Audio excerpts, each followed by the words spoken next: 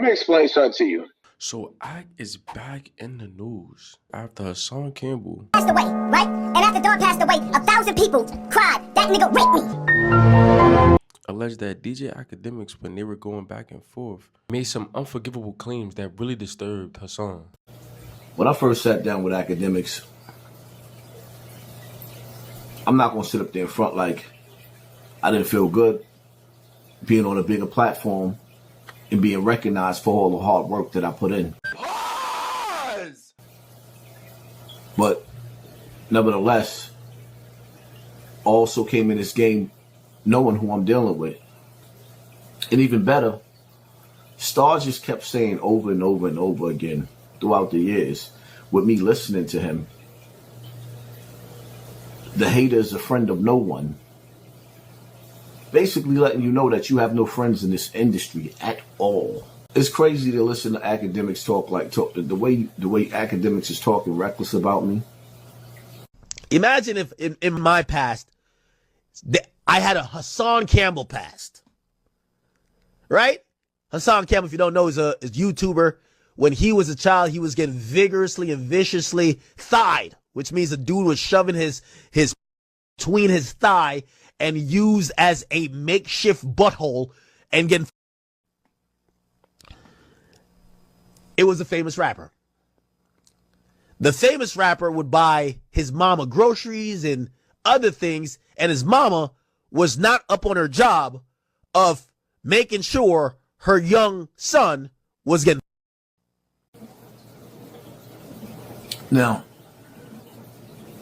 picture yourself being me and being a 12-year-old boy being victimized. Then picture your friends talking about you behind your back for views on the internet, just like this, and disrespecting you. Then picture you being me and responding. Now you understand why you got videos of me disrespecting niggas' kids and talking crazy and talking about me Arab BC and niggas. Because what would you say if it was you and you was angry and you had to listen to people talk about you just like this? Put yourself in my shoes. I'm not like the rest of these cats that when I see my mans in some hot water, I'm going to act like I don't see the topic that's going on. I hate with a passion the R. Kellys of the world. With a passion. I hate a rapist. Plain and simple. I hate a rapist with a passion. Now, before I start this live, I'm going to make this shit clear. I'm not saying that Akademiks is guilty, but I'm saying something just ain't right. And see, as a man, when you do wrong, or you responsible, when you the king of the castle, when you the captain of the boat, anything that goes down on your ship, you're responsible for. So you mean to tell me what y'all just heard in this new video is a woman in his house screaming? He got a woman in his house screaming like somebody's trying to kill her. This is not even a woman that's accusing him of rape. Y'all don't find there's something wrong with a woman in his house screaming? And every time something goes wrong with a woman in his life, it's all of the woman's fault. But he has no responsibility as a man. Act when you gonna have responsibility for all this shit going wrong with you with all these goddamn women. Something just ain't right. I feel like both of their points are easy to understand because Akademiks brought up a traumatic moment in his life, and Akademiks got a problem with what Hassan said about a girl being in his house and screaming. If I was Ak, I would feel away too. But if you know anything about Akademiks, you know once Hassan Campbell dropped that video, Ak was gonna respond. And when he didn't stop talking about how Hassan Campbell got vigorously thigh'd. A man vigorously thigh'd him. The way he described it is just diabolical. Like, I would be mad too. Like, a man vigorously thigh'd me. Like, you saying he put his meat stick in between my thighs and used it as a makeshift pocket ussy? Gibbs and Hassan Campbell. You know, with all due respect to Hassan Campbell is going through extreme trauma basically because he was molested. I get that. And of course, everything he's going to ever talk about is because he was in a situation with an abusive person that consistently for years and years that he was around. You know, I get why he's going to have the demeanor and disposition among that. I'm not here to discuss his trauma, nor I'm here to make him feel okay because of his trauma. He got to deal with his trauma on his own. I'm here to speak about facts that had to do with me. Okay? So whether what he thinks, don't focus on, listen, here's the thing. I don't know about his situation. My situation went to the police and they cleared it. If you never went to the police, because by the way, I support snitching on somebody who allegedly took advantage of you. I support snitching on that, okay? So I got no problem with the police being involved in that. If he ain't go to the police about Bambaataa taking whatever advantage of him, that's on him. Please don't bring your trauma onto my situation or bring trauma onto anything to do with me.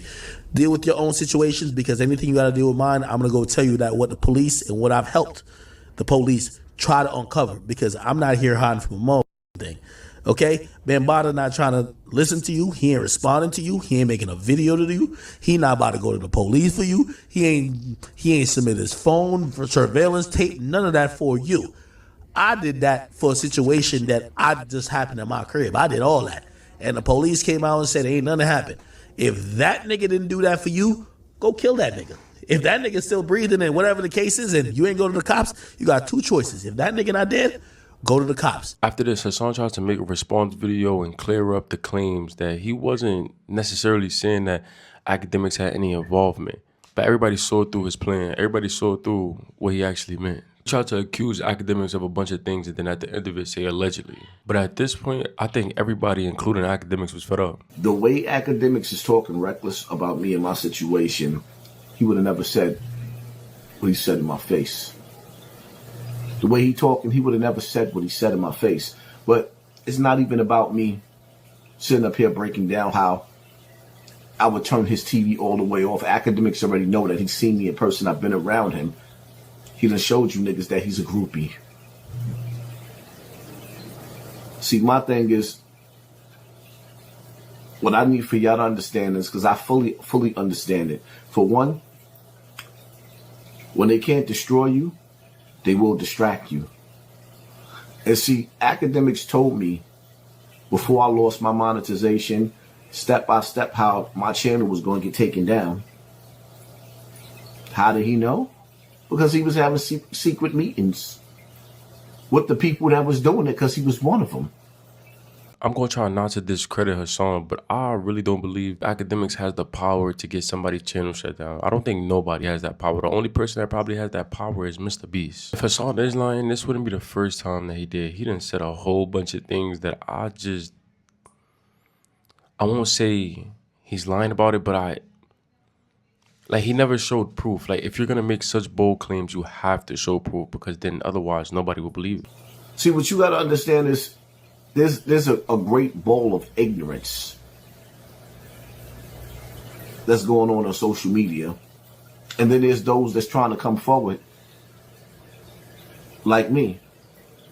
And throughout the years, if you paid attention, you could see the industry trying to clone me, which they did with Charleston White. Coming out like he was about the children, saving children, fighting for the children in court. And now he's sitting up there saying, well, we'll get into that. Because right now, this ain't about Charleston White. But then you had the Jaguar rights, right? And there's a lot of other niggas that's coming along that's being pushed in the algorithm as I'm being suppressed. What they tell you, they give you 15 minutes of fame. Well, see, the problem is that them niggas is looking at the analytics and they seeing the real numbers that I'm doing behind the scenes and not the ones that's being pushed in the front in YouTube. And they seeing that I'm still a problem and I'm not fading out. So many directions that I could go. Remember what I said. When they can't destroy you, they try to distract you. That's why I know I got to be careful of my invites.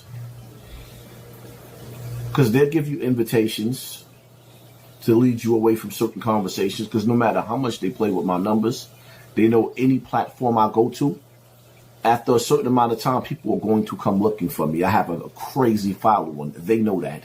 They could take this whole YouTube platform and demonetize me and take my page, and they know that I'm going to rebuild just like that. So, you think it's just coincidental that Akademiks will get up on the internet and say what he said? Nah, it ain't coincidental. He's doing his job.